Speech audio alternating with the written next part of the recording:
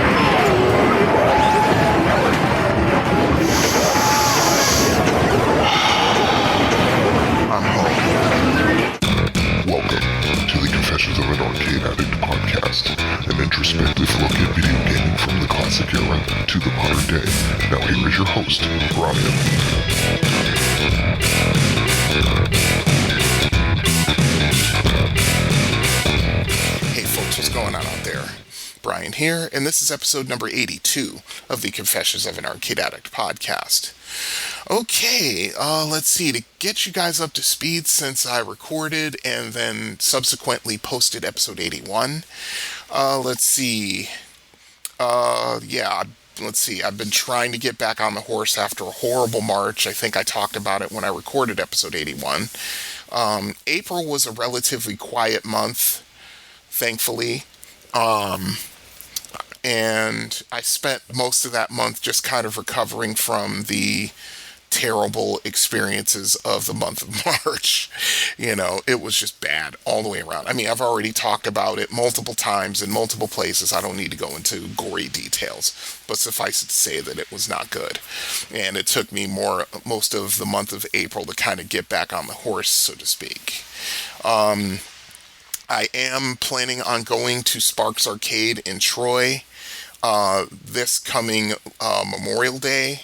Of course, by the time you guys hear this, I will have probably gone there and come back. So, I should be, going up there this, like I said, this Monday, Memorial Day. I have it off from work, so why not? I'm really looking forward to this because this is like a full-sized arcade in the mall that I can never remember the name of. As a matter of fact, you know what?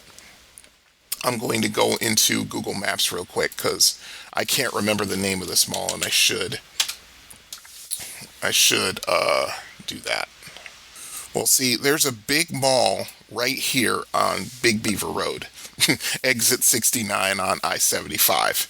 I mean, the jokes write themselves, folks. There have been jokes aplenty about that. I've been to this mall once. It was back when I used to work for a electrical supply company, and their headquarters is like the first town south from here. Not to mention also, I think the next exit down from I-75, I think it's 13 Mile Road? No, 14. It's 14 Mile Road, I think. Well, there's the Best Buy. No, that's not it. It's further up. Yeah, you go up to, I think it's off of Maple? No, it's not. Maple doesn't have an exit. I thought it was 14 Mile. It might be 13? But does 13 have an exit? No, it does not. It has to be 14. Because, yeah, there it is. There's the Micro Center. That is a excellent place for getting computer stuff, and those who know. So, yeah. Let's see. Now, what I'm going to do is Sparks Pinball Museum and Arcade. That's the place. Yeah, okay. Yeah, it's in the Oakland Mall. That's what it is. I could not remember the name of the mall for the life of me. I mean, I know it was off John R. Road. I mean, I know this place. I mean, I've been in this mall before. But, yeah, I mean, oh, good. There's a Chili's there. I can get a good lunch there. Awesome. All right. Well, that's a definite positive. So yeah, and here it is. Sparks is up here on the north side of the mall, and I'm looking forward to this. Like, really looking forward to going. I mean, I looked at their website. Their website states they have over 120 games, and it's a mall arcade, so that's going to bring back a bunch of memories from, the 70s and 80s when I used to haunt various malls and hang out in arcades all day. So yeah, I'm really looking forward to this. And then the subsequent Monday, I have to go get my car fixed. So yeah, that from the highest of highs to the lowest of lows. Yeah, stuff like that. Let's see what else is on the hit parade. Oh yeah, okay. Finally, and I stated this on social media last week when I was at work. I finally got 100,000 on asteroids. I know I've been trying to do this for, oh goodness, how long have I been trying to do this? It's been at the very least, a year, probably two. And, I wasn't like trying for it every day. I mean, I've said it before, when it comes to playing arcade games, I play them straight up, unless it's like, a trick or a pattern or something like that, I mean, I said something about it, I think, in the last episode, but there are a couple of guys who stream on Twitch who go after world records on video games and like Twin Galaxies records and stuff, and they stream the stuff on Twitch. And I talked to them for a little bit, and they asked me because they were playing asteroids, as a matter of fact, and of course they're doing the one asteroid trick and flying up vertically on the screen at full speed and just blasting saucers as they pass, to get their scores. And and I remember one of them asked me what my high score in asteroids was. I said it's about 120,000. And he said, oh, okay. And he asked me how I did. I said, I played it straight up. He's like, really? I'm like, yeah, that's just how I do it. I knew about the one asteroid trick back in the day. We had a nice little discussion about it. But yeah. So yeah, I finally did that. I think my score was over 102,000. I was happy just to let the game go because it was also getting close to my start time for my shift at the arcade. So I had to let it go. There was a guy there who was like my age. I think he was literally my age. He was like 55, 56. And, we was talking about, playing it back in the day and stuff like that. And, because I told him, because I said, because I was watching him and his son play, and he was doing pretty good. I think he got, what did he get score-wise? I think he got like 60,000 or something like that. And I was just basically standing, several paces away, but I was watching them, and, they're playing a game, and they're having a good old time. The dad's having a good time, his son's having a good time, and that's what I love to see at the arcade, just people just enjoying themselves. So yeah, after that, after their game ended, I started playing, and the father, was playing something else, but then he looked over and saw me playing and the way I was playing, and he was like, he asked me, are you good at this? I said, well, I'm okay at it. I'm not bad. I said, he said, what's your highest score? I said, 120,000. And he's like, really? I'm like, yeah. And I told him, I said, I've been trying to get 100,000 on this machine for over a year, closer to 2. And, and he wished me luck, and he, went off to play another game with his son. The first game didn't go well. I only got like 36,000, and it was a very frustrating game, running into asteroids like a dummy, getting picked off at the absolute limit of the little saucer's range, but, and of course their preternatural accuracy. once you start getting up over like what 40,000, 50,000, they start, you have to basically start using the screen wraparound and shooting that way at them, because aside from getting like right up in their face, like point blank range, they'll just hit you with like their first or second shot. That's just how it is. And no matter, if you're flying in a direction, you're trying to get away from them, or you're trying to fly past them, yeah, they'll just shoot a shot right where you're flying to, and there's just no getting away from it. It's like that. So that first game didn't end well. I think I got, like I said, I think I got like 36,000 or something. And then I think I played some pinball, and I looked at the clock. I saw I had maybe about 30 minutes left before I had to start my shift. So I'm like, all right, let me get on this. And the funny part is, I start my game and it starts terribly. I mean, on like one of the first two screens, I ran into an asteroid, and then the big saucer shot me, which is always a little bit of an embarrassment because they more or less shoot randomly. And, what's the ratio? What is it? Is it 16 shots or is it 32? I can't remember, but it's one of those ratios. It's like 1 in every 16 or 32 shots is aimed at you. And so I was already down to my last life, and I'd only scored like 5,000 points. And I'm like, all right, it's just time to lock in and play, because I'm not going out without at least getting a free guy at 10,000. So I got to work. 10,000 became, I got 10,000, 10,000 became 20, then it became 30, then it became 40.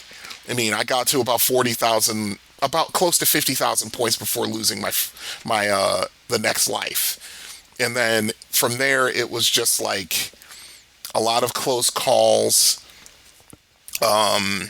just bearing down and just clearing the wave of asteroids and trying not to get greedy when going after the small saucer, because of course the small saucer is the biggest source of your points by that point, because the little saucer's worth 1,000.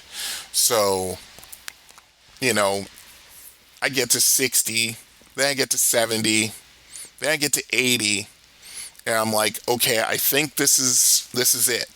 So I've really got to lock in. So that's what I did. 80 turned to 90, and then I started losing lives left and right. I think I'd built up a surplus of like 4 lives, maybe 5. And then just on one screen, I lost 3 lives.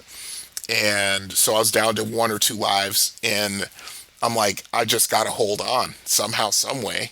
And by this time, once you reduce the number of asteroids to a certain number, and I think that number goes up with each successive screen by an asteroid or something. I don't know the workings of it, but it's something like that.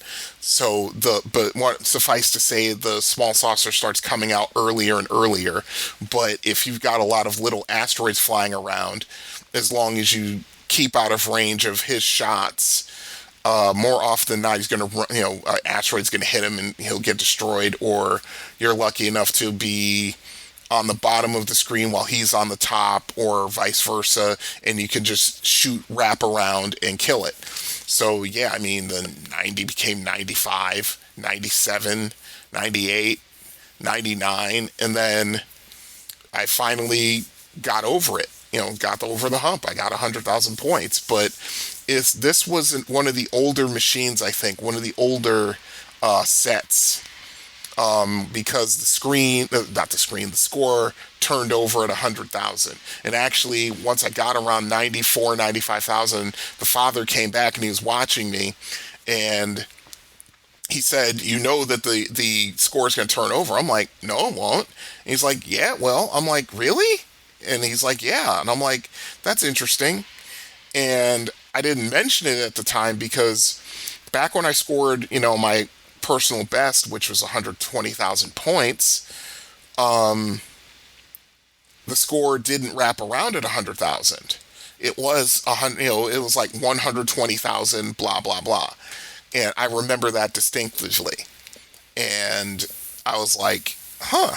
And then by that time, I would have had to score like another 15 to 18,000 points to get on the high scoreboard, but that was okay. I accomplished my mission. I was very happy with myself. Let's see. Another thing. Shout out to our man Dave. He's the one who does the updating on all of our Japanese imports. He fixed the multiplayer on our Sega GT game, which had been out for 4 months? Yeah, about 4 months, maybe longer. And he got that multiplayer working, and then he got the my Prism working, which is like, I think, the latest version of My. And I was glad for that because we were getting phone calls from people asking if the new My machine was up and ready to go, and I would have to, check in with our tech, and he's like, no, it's not ready yet. And so it wasn't ready for, I think, like 2 weeks. But then, Dave came in. He was there from like, oh goodness, from like, I want to say like, oh goodness, I want to say like 6 o'clock in the evening, maybe even, yeah, about 6 o'clock in the evening to past closing. And, he got everything working, and he actually did some work on our Chunitha machines too. So big shout out to him because, if Travis can't fix it, this is the guy we call, and that's pretty cool. Yeah, I worked on Sunday the 11th, and I was supposed to work this Sunday the 18th. I said so on social media.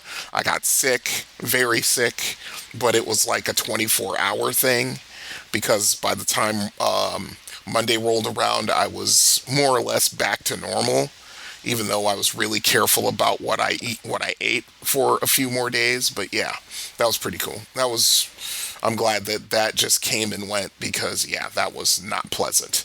Do not recommend. And finally, I just found this out while I was opening up all my emails and so forth. FeedSpot put me on their top 10 video game podcasts on the internet for the second time. The first time, I think, was in, what year was that? That was, 2019, I think? And we're on that list again.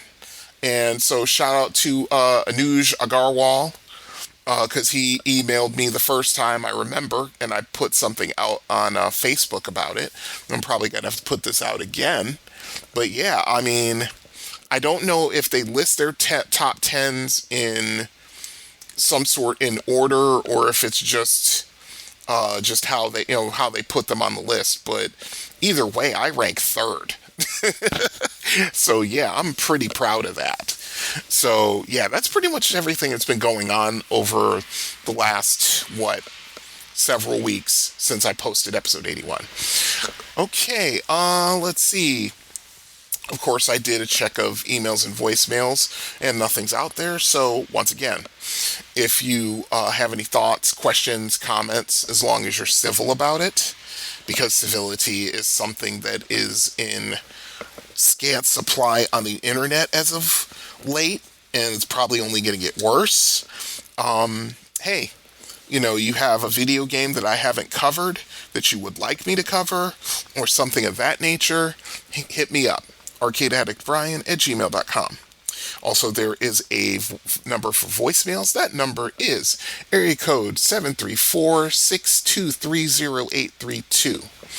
And I have a rather large, as in multiple outlets, but a rather large social media presence for this podcast. And all of those links can be found on Linktree. And that address is linktr.ee/arcadeaddictbrian. You'll be able to contact the show in multiple ways. And I'm out here. So, I mean, I interact most on Instagram, Threads, and Facebook. I do check the other social media outlets, but not as often as I check those three. I used to be on Twitter. I decided to get rid of my Twitter account. The funny part is that I looked at the FeedSpot stats on my podcast. I still have 8 followers on Twitter. That's kind of funny. But yeah, you just go to Linktree and they'll give you all of the different methods on contacting me. Also, and I will mention it and mention that as well. As I mentioned in episode 81, Spotify has gone to a complete subscription base as far as supporting podcasts. What that means is that I have to make certain numbers before people can support the podcast financially. You know, like Benjamin Brodel and oh goodness, now I've completely forgotten their names. Oh goodness. This is what happens when I don't do this so often. I forget things. And, you know, and my support was, through them for a long time. But like I've said before, you can help the show by leaving a 5-star review wherever you listen to it. That helps people find it. And if you also want to support the show financially, go to my Ko-fi page. That is ko-fi.com/arcadeaddictbrian. Because Spotify has gone with the pure subscription model, I've decided to go with Ko-fi. And that's the way that I have to do this. Aside from making a Cash App account or something like that, and I kind of don't want to do that. But, if I'm going to be able to do these things like go to Pastimes Arcade, I'm going to need some help with that, and there's no getting around it. So yeah, go to ko-fi.com/arcadeaddictbrian and click on the donate button, donate whatever you want to donate, and just understand that it will all go to things supporting this podcast directly, buying equipment, funding arcade runs, and things of that nature. I don't just take it and put it in my pocket and spend it however. I mean, there was a couple of times earlier where money was extremely tight and I had to use the donation money to pay some bills. But I really try not to do that because it's a little bit of an abuse of people's generosity, and I really try not to do that. So yeah, that's pretty much it. So all right, let's get on to the show. I've got 3 segments and not a lot of time to do all this because it's getting late. So let's get right on to it. Arcade Rundown.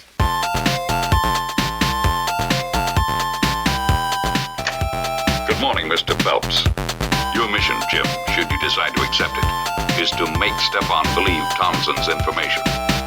As always, should you or any of your IM force be caught or killed, the Secretary will disavow any knowledge of your actions. This tape will self-destruct in 5 seconds. Good luck, Jim. Arcade Rundown. Sparks Pinball Museum, Chesterfield, Michigan. Okay. This place was recommended to me by a customer at the arcade one day, although I already had it on my list of places to visit. I followed them on social media, and the pictures I would see of the place had me really curious. I saw that they had one of my all-time favorite classic pinball machines, Paragon, as well as my number 1 all-time favorite, Bride of Pinbot. That sealed the deal for me. After a long time of not being able to head out to new locations for rundowns and reviews in the year, 2024? Yeah, I think it was last year. And thanks to the generosity of Mike Stewart and the support of Kevin Hoffman and Benjamin Brodel, there's the names, and finally getting some larger bills paid off, I was able to make the trip up to Sparks, and off I went. Sparks Pinball Museum is located inside the Premier Lanes Bowling Center on 23 Mile Road in Chesterfield, about 2 miles east of Interstate 94. Once I got up into the area, I was familiar with it because I used to drive a test vehicle route in this area years ago. It's a little bit of a haul where I live. The drive was right around an hour. But it was nothing terrible. I mean, an hour drive is nothing to me. Once I arrived, I took a good look around before going into Sparks proper. Excuse me. First off, the place is huge. It reminded me of Town Fair Lanes in Stratford back when I was a kid. I could easily imagine what this place is like during league night or on Saturday night with kids and teenagers running around. Also attached is a restaurant with a small stage, 2 snack bars, a pro shop, of course, a larger stage area for live performances, and of course the reason for my visit, Sparks Pinball Museum. I took a good look around before I went over to the Motor Cafe to get something to eat. As advertised, they have a lot of pinball machines, but I did notice that the space was a little smaller than what the pictures advertised, but I chalked that up to the person taking the pictures knowing what he was doing than any purposeful deception. The pinball count is 54, and the cross-section is impressive, which ranged from an old dealer's choice machine to a newer Jaws machine.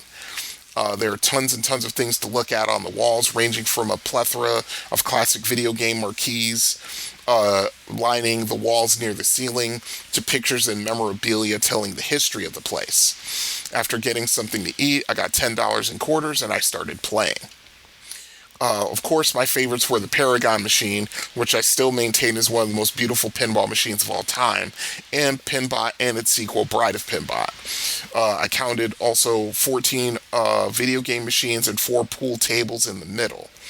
The prices to play the pins were a little steep, but I found to my delight that even though the Paragon machine was advertised at 75 cents a play, I could play it to my heart's content for only a quarter, and I took full advantage of that.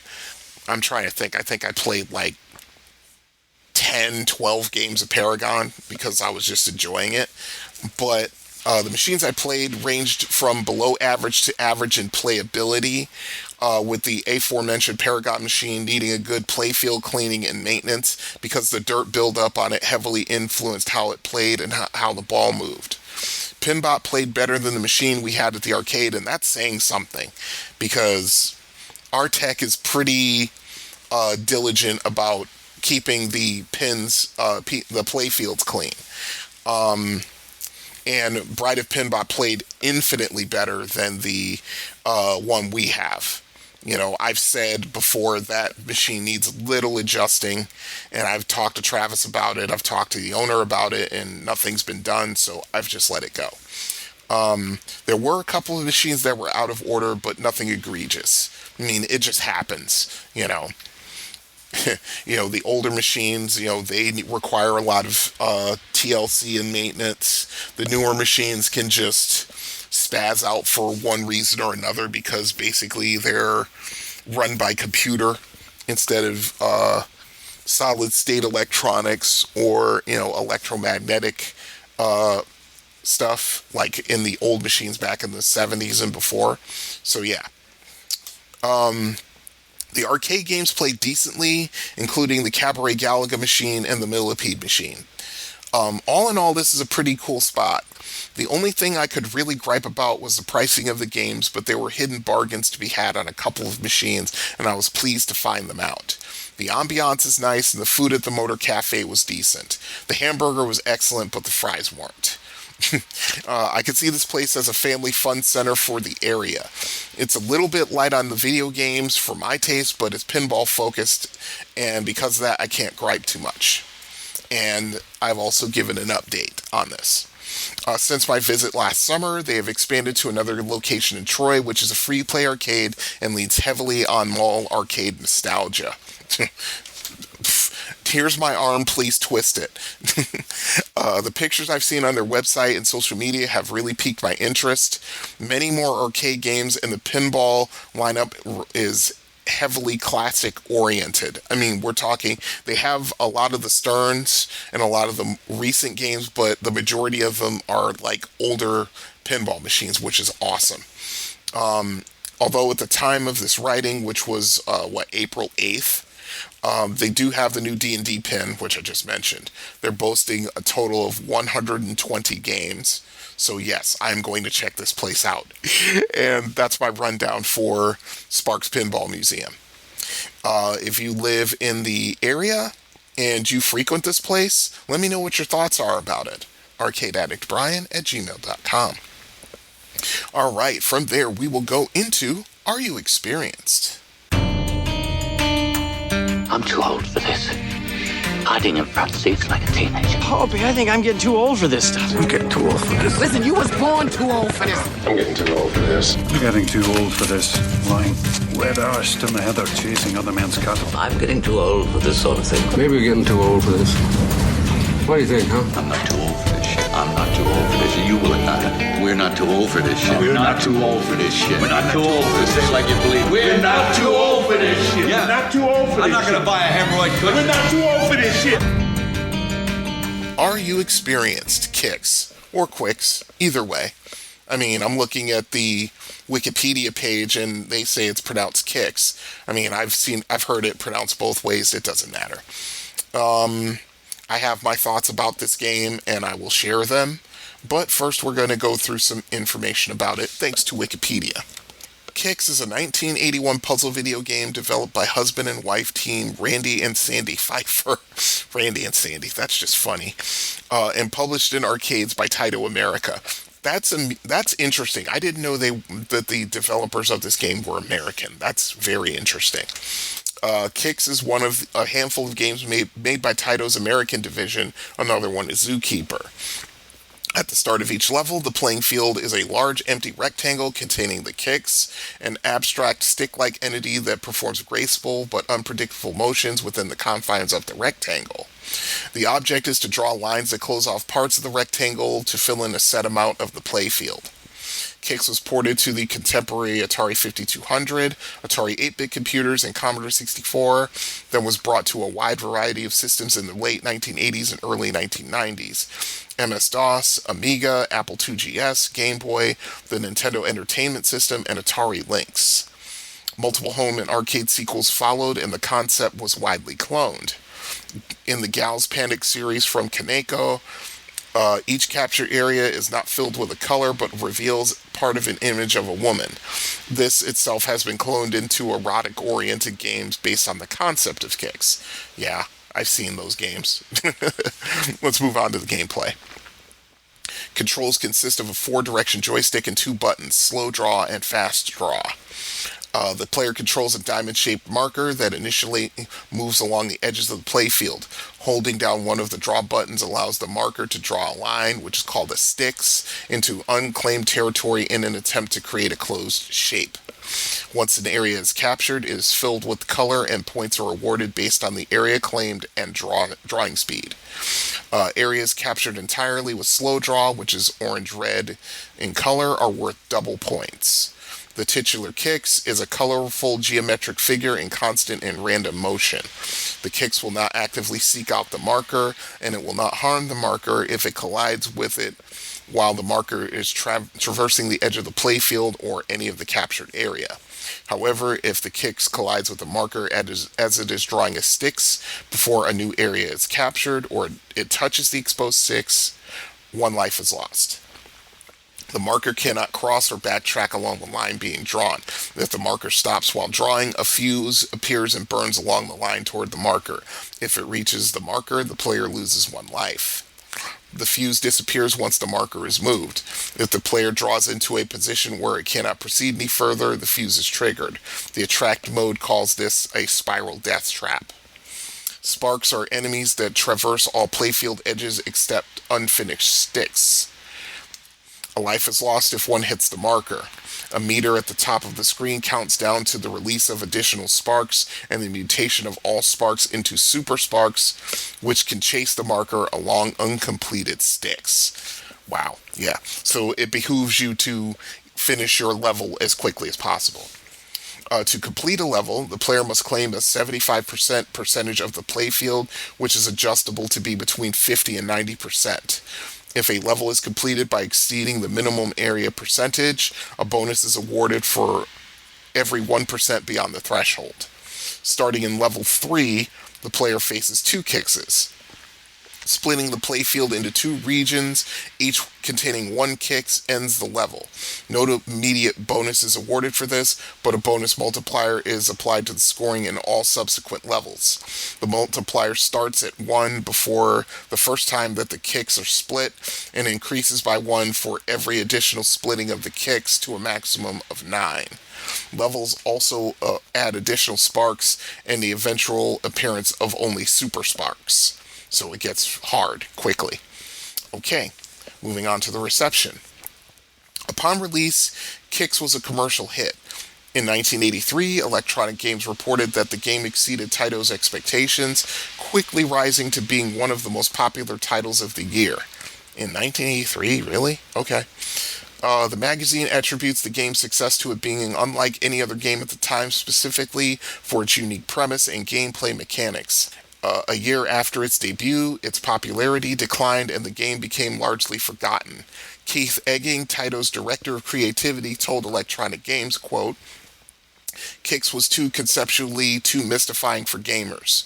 It was impossible to master, and once the novelty wore off, the game faded, end quote. And I will agree 100% with that statement, because that's what happened, but let me continue. In Japan, it was the 5th highest grossing arcade game of 1981. The game has been since dubbed a sleeper hit. Kix and its home conversions have recently received largely positive reviews. The game was praised for its original concept and ideas and has been described as a cultural phenomenon. Video, who reviewed the Atari 5200 release, applauded its gameplay and bizarre yet interesting premise. They reported similar reactions from players who enjoyed its mechanics and gameplay. Video staff described the game being as, quote, a cult phenomenon loved by few and ignored by more hardcore gamers. The home computer versions of Kix were praised by Russell Sipe of Computer Gaming World for its fascinating gameplay and for welcoming newcomers. In How to Beat the Video Games, Michael Blanchett said that, quote, Kix is probably the most complicated video game to emerge in years, yet its simplicity is beautiful. I think of it as electronic real estate. Kix is a state-of-the-art etch-a-sketch, end quote. That's an interesting opinion. Let's see. Retrospective cover of Kix has also been positive. All Games' Brett Allen Weiss commended Kix for its addictive gameplay, technological accomplishments, and responsive controls. While he believed the graphics and sound effects were overly simplistic and crude, he said the game as a whole is, quote, abstract minimalism at its video game best, end quote. Retro Gamer staff enjoyed Kix particularly for its addictive nature. They also compared its concept to that of the Etch-a-Sketch, a mechanical toy that allowed its user to draw straight lines across a small screen. The staff believed that the game's simplicity was also one of its strong points, alongside its sound effects and being satisfying to hear. Interesting. I disagree with that last sentence, but we'll get to that. Okay, let's go to the accolades. At the 5th Annual Archie Awards in 1984, Kix received the Certificate of Merit in the category of 1984 Best Video Game Audiovisual Effects 16K or more ROM. In 1995, Flux ranked the game 94th of their top 100 video games. In 1997, the staff at Electronic Gaming Monthly listed the NES version at 100 on their 100 Best Games of All Time for its risk versus reward system and scoring. The Killer List of Video Games listed it at number 27 in their top 100 video games list. Okay, interesting. Okay, Legacy.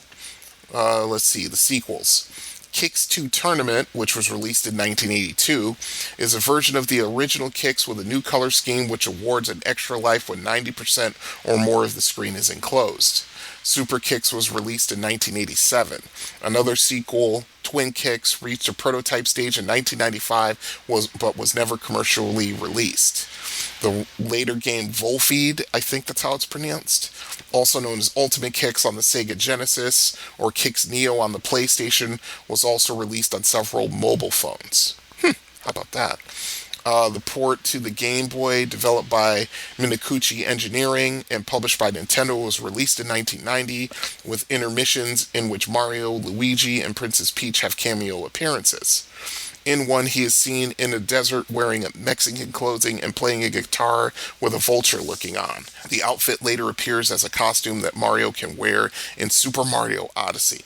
The Game Boy port was released as a Nintendo 3DS Virtual Console title in Japan on June 15, 2011, and in North America and Europe on July 7th. How about that? In 1999, a remake for the Game Boy Color was released called Kicks Adventure. The player travels on a map screen, taking on opponents which appear on the playing field.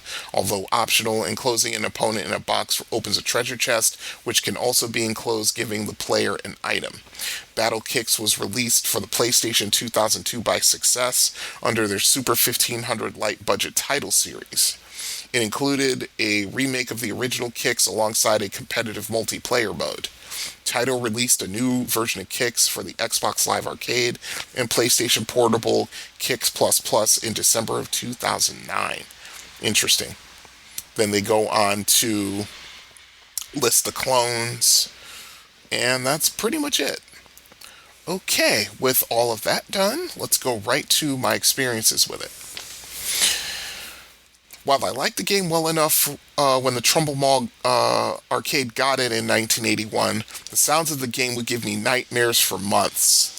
I would have repeated dreams of this game and the sounds it would make, and I would wake up in a cold sweat all freaked out. And yes, I did. Gotta remember, 1981, I was 12 going on 13, so yeah, some stuff freaked me out, and this game was one of them. I think that's what made me shy away from this game just as I was starting to get decent at it. My friend Eric was really good at the game, as were several of the regulars. And for a few months, there were high-score battles on the game. I remember that. The arcade in Brighton has a kicks machine, and unfortunately, more often than not, it sits there in a track mode unplayed. It was unique in 1981. The gameplay was easy to learn, but much harder to master than you would think. And it spawned a ton of clones throughout the 80s and 90s, especially in Japan. Kicks occupies a weird space in video game history, to be certain, but in its own way, it's a classic. And that's what I think about it. Yeah, I don't know what it was, but the sounds that thing would make would just invade my dreams for a while. And yeah, it was to the point where I just didn't play the game anymore. I don't think I even watched people play it because, yeah, the game freaked me out that much. Okay, if you've played Kicks, if you own a Kicks machine, and if you're good at Kicks, hey, if you got things to say about it, let me know. arcadeaddictbrian@gmail.com. And finally, we're going to go into home systems. There's no place like home. Screw you guys, I'm going home. This is how the game, Mac. Screw you guys, I'm going home. Shall we play a game? Love to. Screw you guys, I'm going home. Clear path! I'm going home!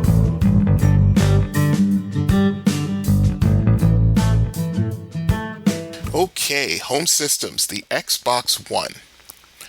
So, let's see. Once again, this is the information I get is from Wikipedia, so let's get right on to it. The Xbox One is a home video game console developed by Microsoft. Announced in May 2013, is the successor to the Xbox 360 and the third console in the Xbox series. It was first released in North America, parts of Europe, Australia, and South America in November 2013, and in Japan, China, and other European countries in September 2014. Whew, that's crazy. That's almost an entire year. It is the first Xbox game console to be released in China, specifically in the Shanghai Free Trade Zone. Microsoft marketed the device as an all-in-one entertainment system, hence the name Xbox One. An 8th generation console, it mainly competed against Sony's PlayStation 4, Nintendo's Wii U, and later the Nintendo Switch. Moving away from its predecessor's PowerPC-based architecture, the Xbox One marks a shift back to the x86 architecture used in the original Xbox. It features an accelerated processing unit from AMD built around the x86-64 instruction set. Xbox One's controller was redesigned over the Xbox 360's with a redesigned body, D-pad, and triggers capable of delivering directional haptic feedback. The console places an increased emphasis on cloud computing, as well as social networking features and the ability to record and share video clips or screenshots from gameplay or live stream directly to streaming services such as Mixer and Twitch. Interesting. Games can also be played off console via a local area network supported on Windows 10 devices. The console can play Blu-ray disc and overlay live video television programming from an existing set-top box or a digital tuner for digital terrestrial television with an enhanced program guide. The console optionally included a redesigned Kinect sensor marketed as the Kinect 2.0, providing improved motion tracking and voice recognition. The Xbox One received positive reviews for its controller's design, multimedia features, and quieter internals, but criticism was initially given to its user interface. A revised version replaced the original in 2016 called the Xbox One S, which has a smaller form factor and support for HDR10 high dynamic range video, as well as support for 4K video playback and upscaling of games from 1080p to 4K. It was praised for its smaller size, its on-screen visual improvements, and its lack of an external power supply, but its regressions such as the lack of a native Kinect port were noted. A higher-end model named the Xbox One X was unveiled in June 2017 and released in November. It features upgraded hardware specifications and support for rendering games at 4K resolution. The system was succeeded by the Xbox Series X and Series S consoles, which launched on November 2020. Production for all Xbox One consoles ceased at the end of that year. Okay, we'll go into the history because there is really an interesting thing about the Xbox One that I find very, very interesting. So let's go right on to it. Okay. The Xbox One is the successor to the Xbox 360, Microsoft's previous video game console, which was introduced in November 2005 as part of the 7th generation of video game consoles. Over the years, the 360 received a small number of hardware revisions to reduce the unit size and improve its reliability. In 2010, Microsoft's Chris Lewis stated that the 360 was about halfway through its cycle. This was aided by the introduction of the Kinect motion sensor that year, which Lewis stated would extend the life cycle by 5 years. Its initial hardware for the 360's successor, commonly referred to by the industry as the Xbox 720, was reportedly under development as early as May of 2011. The official developer kit was codenamed Durango and appeared to be available to developers by mid-2012. Leaked documents suggested that the new console would include an improved Kinect sensor, cloud access to games and media, integration with phone and tablet devices, and technology to provide players heads-up displays on glasses worn by the player, codenamed Fortaleza. I think that's how it's pronounced. Microsoft did not comment on these reported features. Leaked design documents also suggested that Microsoft was seeking to eliminate the ability to play used games, though Microsoft later clarified it was still reviewing the design and were, quote, thinking about what is next and how we can push the boundaries of technology, likely we did with the Kinect, end quote, but did not comment on the validity of the information. Okay, the unveiling and the launch. Prior to the official unveiling, a rumor had circulated that the next Xbox console would be an always-on system requiring a persistent internet connection, though Microsoft had not confirmed this. This had drawn some concerns from consumers, which were heightened when Microsoft Studios employee Adam Orth stated in a Twitter message in April 2013 that said, quote, "Sorry, I don't get the drama around having an always-on console. Every device now is always on. That's the world we live in. Hashtag deal with it," end quote. Orth's message drew further ire towards Microsoft with concerns about digital rights management and practices against the sale of used games with an always-on unit. Orth opted to leave Microsoft a few days later due to the backlash. Yeah. Sometimes you just need to just keep your fingers off that keyboard. Let's see, to continue. Despite Microsoft's statements following the situation denying the rumors, the mood it created lingered over the next several months. In a press conference on May 21st, 2013, the new console was publicly unveiled under the name Xbox One and was presented as an all-in-one home entertainment device. The event focused heavily on the device's multimedia capabilities, demonstrating integration with television for over 30 minutes before any video games were shown. In a 2019 interview, Phil Spencer, head of Xbox at Microsoft, recalled that this approach not only confused consumers about the intent of the Xbox One, but also Microsoft employees who had been working on the console. Spencer stated that several employees complained to him about this presentation, quote, blowing up all the good work that they've done by talking about the product in a way that's really not matching what the soul of an Xbox console is and what their customers are looking for from Microsoft, end quote. That's not good. As a result of the negative feedback from the May presentation, the press event for E3 2013 focused on the video game functionality of the Xbox One first and foremost. Don Matrick, then Microsoft's president of interactive entertainment business, described the event as, quote, all about the games. At the event, Microsoft announced that the console would be released in 21 different markets on November 22nd, 2013, but this was later amended down to 13. The change, which pushed the release date for the other 8 markets to 2014, was attributed to unforeseen complexity in localizing the device's voice recognition capabilities. In September 2014, the Xbox One was released in 26 markets, including remaining markets in Europe, the Japanese market, and Middle Eastern markets.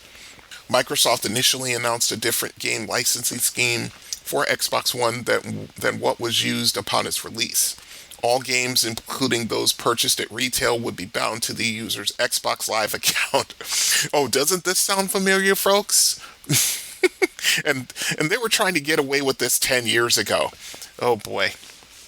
Oh boy, oh boy, oh boy. To continue, users could access their purchased games from any other Xbox One console, play games without their disc once installed, and allow users to share their games with up to 10 designated family members. If a publisher allowed a game to be traded or resold, users could do this at participating retailers and could also transfer a game directly to any Xbox Live friend who had been on their list for at least 30 days, but only once per game.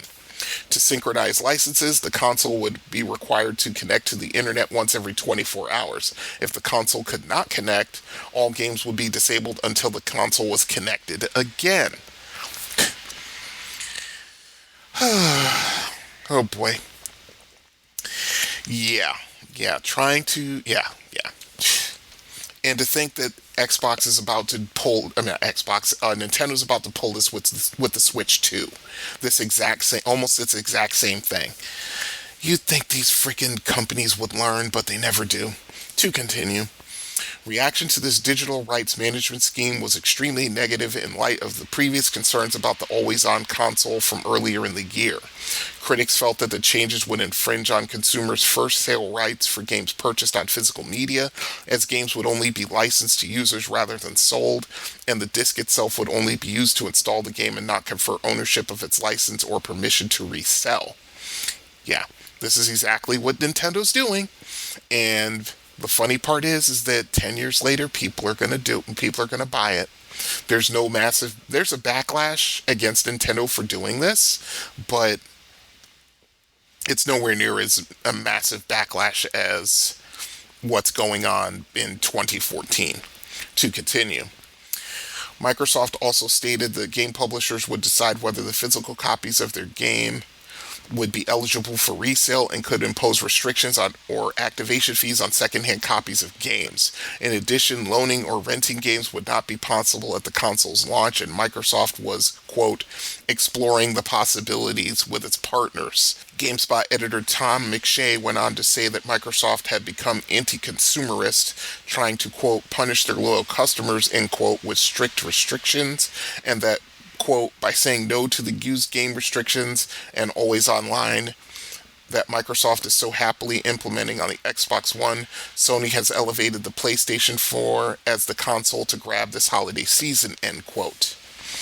Xbox Chief Marketing and Strategy Officer Yusuf Mehdi explained that the system was built with digital distribution in mind, but Microsoft wanted to maintain the availability of games on the physical media. He also noted that Microsoft was not, quote-unquote, giving in to publishers' objections to used games, but rather trying to balance the needs of the consumers in the industry, and that the trading and sharing abilities of the platform added a level of flexibility not seen on other online distribution platforms at the time. On June 19th, 2013, shortly after E3, Microsoft announced, in response to the negative reaction, that it would change its Xbox One DRM policy and game licensing model and reverse course, as they should have. They never should have floated this out to begin with. Quite honestly, I don't know how Nintendo's going to get away with this, but it's looking like they might. To continue. As with the Xbox 360, users would be able to share and resell physical games without restrictions and beyond a mandatory software update upon the console's initial setup process to enable playback of Blu-ray and DVD video. The console would not require a permanent internet connection to operate. Yeah, which is good because that's how I would play games on my 360. Yeah, I'm looking slightly to my left, and there's my 360 on my computer desk, which I still need to find certain games for. And yes, I can play that without actually having to be connected to the internet.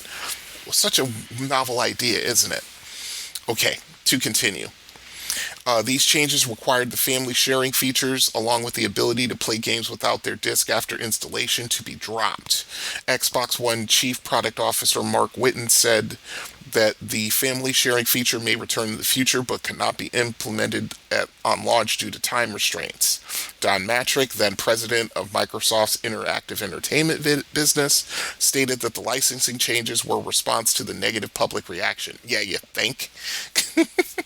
Other analysts believe that the change was a direct response to Sony's aggressive position during its E3 conference, and that's the other side of the coin. Sony knew what Microsoft was doing and what they were about to try to pull, and they just took that and ran with it. I mean, I talked about it when I did my thing on the PlayStation 4, but to continue. On July 1st, 2013, Matrick, who had been a leader in development on the Xbox One, announced his departure from Microsoft to become CEO of Zynga. Yeah, which didn't last very long. Analysts speculated that his departure was predicated on the poor response and subsequent reversal of plans for the Xbox One. Microsoft also backtracked on similarly controversial requirement for the Kinect sensor to be plugged into the Xbox One at all times for it to function. Privacy advocates argued that the Kinect sensor data could be used for targeted advertising. Oh, how the world has changed in 10 years. And to perform unauthorized surveillance on users. Yeah, that was something that was going around back then. I remember that. Let's see. In response to these claims, Microsoft reiterated that Kinect voice recognition and motion tracking can be disabled by users, and that Kinect data can not be used for advertising under its privacy policy, and that the console would not redistribute user-generated content without permission. Yeah, okay. Sure. Alongside the above changes, the Xbox One did not require the Kinect to be plugged in to operate by launch, though the initial bundle still included the Kinect device. In response to these pre-launch changes and a belief that Microsoft's initial decisions for the console were in poor judgment, journalists and consumers jokingly gave the Xbox One nicknames such as the Xbox 180. Oh, that's funny. In reference to the Xbox 360 and Microsoft's decision to reverse its controversial decisions, and X-Bone, suggesting that the company was throwing a bone to consumers by making these changes. Or they named it the X-Bone because of finding out that Microsoft is trying to bone its consumers, but that's just my personal opinion. Okay, we'll do the subsequent updates. In 2015, 4 members of an international hacking group pled guilty to gaining unauthorized access to Microsoft's computer network and obtaining sensitive information relating to Xbox One and Xbox Live. At the time of the security breach, Microsoft was in the development stage for its next-generation gaming system. Between 2011 and 2013, the hackers spent hundreds of hours searching through Microsoft's network, copying login credentials, source code, technical specifications, and other data. Group members say they were driven by an immense curiosity about Microsoft's then unreleased Xbox One console and associated software. Using stolen access credentials, 2 of the hackers also committed physical theft by entering a secure building on Microsoft's Redmond, Washington campus and carrying away 3 Durango development kits. Wow. Geez, I wonder how much jail time they had to do for that. Let's see, on June 13, 2016, during its E3 press conference, Microsoft unveiled the Xbox One S, a revision of the original Xbox One hardware with a streamlined form factor and support for HDR10 and 4K video. The Xbox One S replaced the original launch hardware, which had been discontinued around the same time. Microsoft had also teased a high-end version of the Xbox One with upgraded hardware, codenamed Project Scorpio, which was unveiled and released the following year as the Xbox One X. After failing to attract interest from game developers and users, Microsoft had also begun to phase out the Kinect from the consumer market, removing the proprietary connector used by the device on these new Xbox One models, and requiring a special adapter to break the connector out into USB and AC power connections. Microsoft unveiled the Xbox One S All-Digital Edition on April 16, 2019, which included 3 digital games, Forza Horizon 3, Sea of Thieves, and Minecraft. I'm sorry. I don't mean to laugh, but that's just funny to me that Minecraft was such a huge release for them, because it had been out for a while by then. Anyway, to continue. The console does not have a physical disk drive, and all games must be downloaded. It is $50 cheaper than the Xbox One S at $249, and was made available on May 7th, 2019. Microsoft ended production of the Xbox One family throughout 2020 in preparation for production of future hardware. Say that 5 times fast. Okay, so let's see. They have the hardware, the design, the internals, talking about the controller, the Kinect, software and services, multimedia features, Xbox Live, all that stuff. But that's pretty much, I think we're going to stop right there.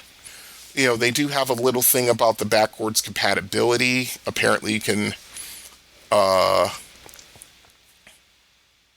you can only certain games you can play from that are from the Xbox 360 onto the. It wasn't native. It says so right here, but some of them you could play some of them. But anyway, I think we're going to stop there. Anyway, so yeah, I've never actually played any games or actually known anybody who has an Xbox One. As a matter of fact, if I'm not mistaken, because I was given. And I just picked it up right here. Yeah, I have an Xbox One S right here. Huh, how about that? Yeah, I was given this. And of course it has the disc drive, not the disc drive, the DVD drive right here. I mean, I'm probably going to have to break this thing open just to clean it up because, yeah, it's, it's an interesting little system. Yeah, it got 2 HDMI ports, one out to the TV and one in from a cable set-top box, 2 USB ports, got a SPDIF, and of course a Ethernet port. But yeah, I was given this as a gift not too long ago, and I do plan on actually setting it up and hooking it up once I'm able to get the entertainment center for the living room and hook up all my consoles, because I've got let's go down the list. Original PlayStation, PlayStation 1, or not PlayStation, original PlayStation, PlayStation 2, original Xbox, Xbox 360, Xbox One S now. I've got a Nintendo GameCube. I've got a 3DO. I've got a Nintendo 64. And there's one other one I'm missing that I can't remember. I can't remember it. It's just my brain isn't braining right now. I apologize, folks. But yeah, I think I've got a grand total of 9 consoles. And that number's probably going to go up once I get everything set up the way I want to. But anyway, so let's see. I do want to know how many games were made for the, there we go, list of Xbox One games. Let's see, it'll tell us. So let's see, the Xbox 360 had 2,155 games. and they list all the ones that were compatible to the Xbox, with the Xbox Series, the Xbox One and the Xbox Series X or Series S. So wow, that's more than I thought there would be.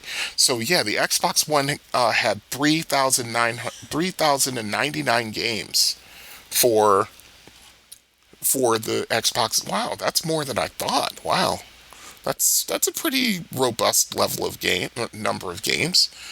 Some of them were some were downloadable, some were on physical media, and so forth and so on. But yeah, 3,099 is nothing to sneeze at. Okay, and that's the Xbox One in a nutshell, so to speak. I mean, like I said before with most of these places, there's plenty more information on Wikipedia about the Xbox One, but most of it wasn't exactly pertinent to this podcast. I mean, I don't get deep in the woods with technical specifications and stuff. That's just not my gig, But yeah, anyway, so that is the Xbox One X. And if you have one, Xbox One, I should say, not the One X, the Xbox One. If you have one and, if you're using it or if it's mothballs, I want to know what you thought of it, because I'm always curious about these things. These are systems that I don't own. And yeah, I was given an Xbox One S, but I haven't, hooked it up or anything ever since it was given to me. So yeah, let me know what you think. ArcadeAddictBrian@gmail.com. And thankfully, we're at the end of episode 82 because I'm losing my ability to communicate. Let's see. Let's look ahead to episode number 83. Let's see. I have a top 10s list. I have another Are You Experienced? And it's one that's requested by a listener. And a final segment is the Silver Ball, which of course talks about pinball. So, okay, until next time, this is Brian saying have fun out there, good gaming, stay safe, stay sane. We're only going to get through this one day at a time. Just remember that. Au revoir. You have been listening to the Confessions of an Arcade Addict podcast. All music has been provided by Kevin MacLeod. You can find his music at incompetech.com. You can also contact the show by email at arcadeaddictbrian@gmail.com, or you can contact the show by voicemail at area code 734-623-0832. All links to social media are on Linktree.